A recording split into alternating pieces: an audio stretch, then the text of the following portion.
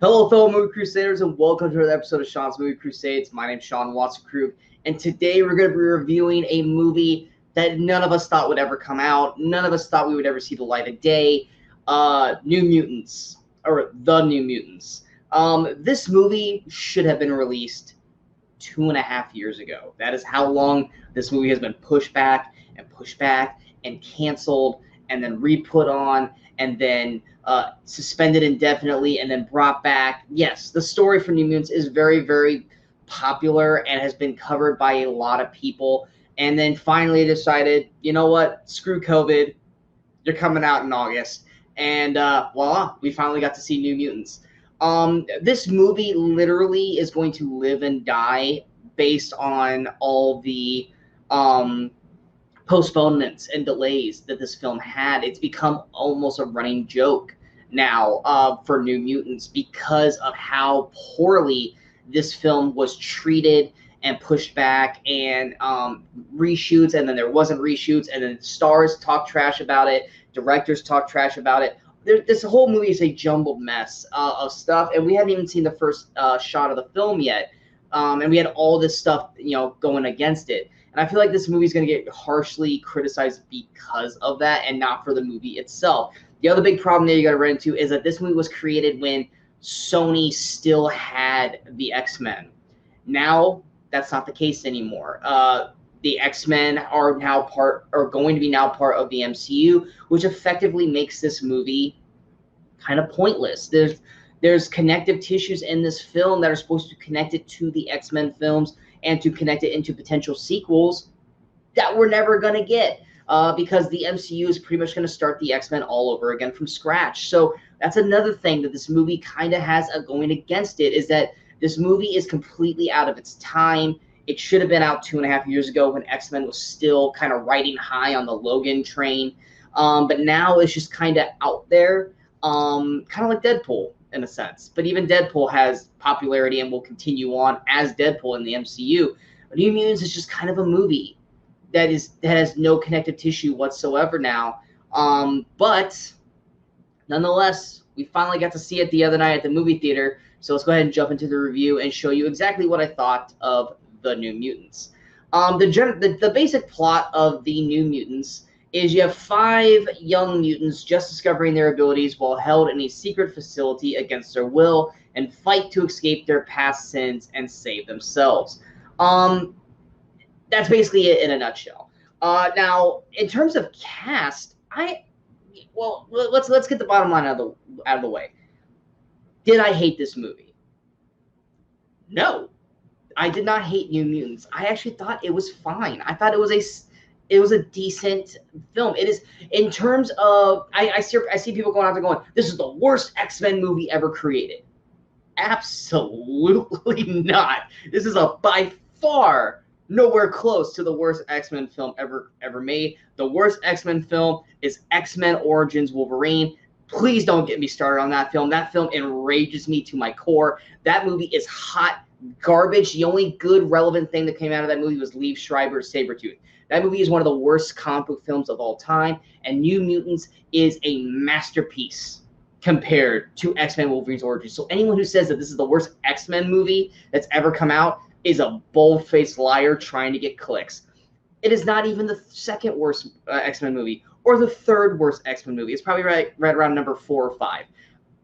X-Men Apocalypse, X-Men Dark Phoenix, X-Men The Last Stand, I would think are technically all worse films than New Mutants. So New Mutants kind of goes right in the middle of the X-Men rankings in terms of what's good, what's bad, and what should be buried in a ditch somewhere and never be heard from again. This movie is going to get criticized so harshly over all the outside stuff and less on what the actual movie itself is.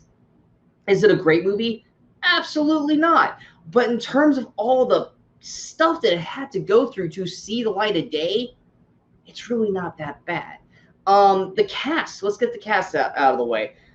Maisie Williams as Rain, I thought did a very solid job. We actually, everyone knows Maisie from Game of Thrones, or some people might know her from Doctor Who. I love you Doctor Who fans out there. Maisie does a great, well, I'm not going to say great, but she does a really solid job in the film.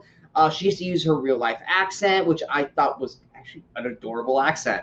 I think Maisie is literally the rock that kind of keeps this whole film together, and I think she did a real solid job. I think this is pretty much one of her very first films outside of Game of Thrones, Doctor Who, and stuff, where she's actually looked at. She's technically not the main character, but let's face it, in terms of a core cast, she's the one that everyone's going to see this film for, besides Anya TaylorJoy. And I think she's the one that really carries this film for the most part. And I think she does a solid job, and I hope that this opens up more doors for Maisie as well. I know that in terms of New Mutants, everyone's going to be judging her harshly. I hope she is not penalized for that, because I think her performance in this was a solid one throughout. Anya TaylorJoy as Illyana Rasputin.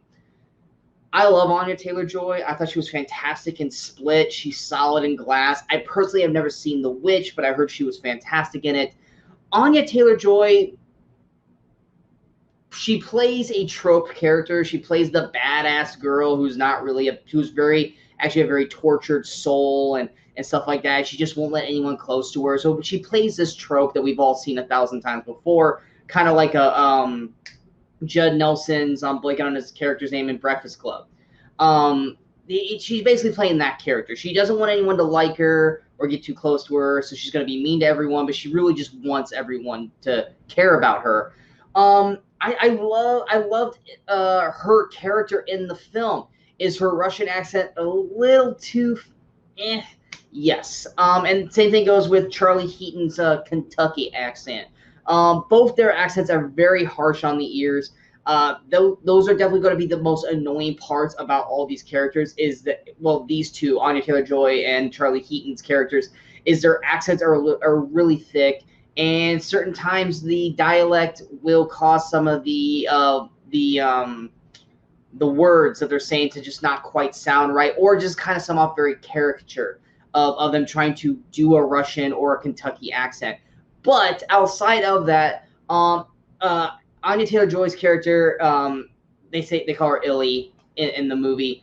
I thought Illy was a very interesting character. I love the X-Men, but I don't know anything about these X-Men characters, so these are all kind of new introductions to me, and I was enthralled in the Illy character with what her powers were capable of, from the first time we see her use her powers to all the way to the climax of the film where we really see her get to use her powers.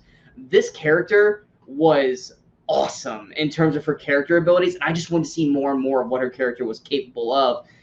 Reyes, Maisie Williams' Reyes character, we've seen that kind of mutant ability before. I mean, it was kind of but Illy's character, definitely, her powers were definitely something to constantly just check and watch and just be in awe of. I really liked her character's mutant powers, and I hope that her character, not obviously Anya TaylorJoy's character, because we know she's not going to transfer over to the MCU, but I would love her mutant character to pop up in the MCU, because that character's magic abilities was awesome, and I just wanted to see more and more of her overall in the fighting abilities. And the third act, we get to see a lot of it. But I really liked that third act battle for her that she got to use.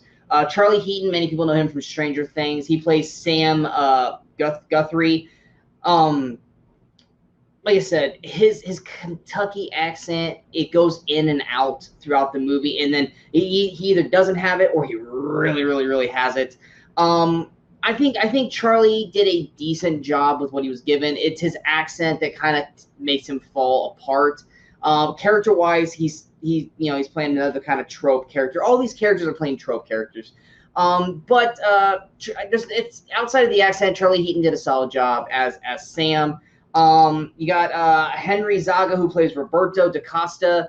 Roberto, he kind of plays, once again, a trope character. He plays the rich, hot playboy, but then you find out that he's really not that, and he's a very tortured soul. They're all tortured souls. His character is fine. It's just not given enough meat on the bones to really flesh out his character, make his character something that you really care about. Yes, there's a little parts in the middle that gives you more part to him, but he still just kind of plays this one version of his character for most of the film, to the point where he's the least cared about character on screen. Blue Hunt is the main character. She plays Danielle Moonstar. I personally have never seen Blue in anything prior to this. She was decent. I think she gets outshined by Maisie and Anya Taylor-Joy. But Danielle Moonstar, her character, she's the character that we're following throughout the whole film. She's the story that we're following through the whole film. And her character's fine. There's just not a whole lot to her. Now, when we do finally figure out her mutant ability right before the third act, it definitely opens the door for some intriguing stuff to happen. But at that point, we're in the final act, and they really couldn't delve much deeper into it. But that's the aspect of the film, and I'll touch on this here in a little later, that really could have resonated and made this be from a to a wow, this was really, really good.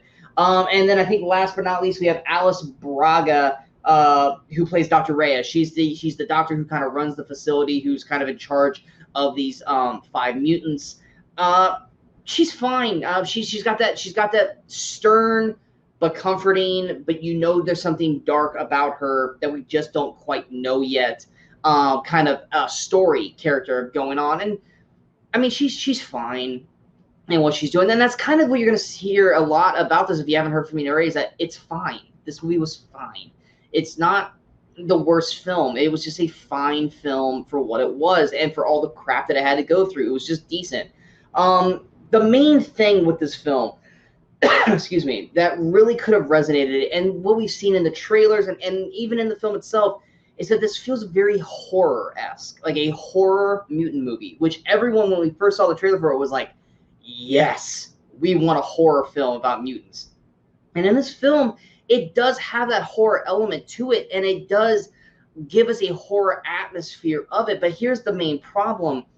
For the first 45 minutes to an hour, it decides to, instead of giving us a horror aspect, give us kind of more of the typical Breakfast Club teenager-esque storylines that we've seen 1,000 times before, whether it be Breakfast Club or name any 50 other teenage movies where you get a bunch of outcast teenagers together in a group. You've seen the story once, you've seen it all. And that's the main problem, is when they do the horror aspects in this film, they work really, really well. But they need to be sprinkled out through the film a lot more and a lot more frequently than what we got in the film, because we have to go through 45 minutes of teenager story tropes. Then we get about 15 minutes of actual horror elements. And then the last 20 minutes of the film, we get the action, which the action I thought was really well done as well. And it really sinks you in. That third act, it's just, we have 3 different stories. We have 3 different movies going on at this time. We have the teenage film with a bunch of outcasts being forced together. We got all the stories of that. Then we got a horror film, and then we got a superhero action film. And we got 3 different storylines of films going, and they don't all quite mesh together really well. The horror and the action one, they flow better than the teenage angst one.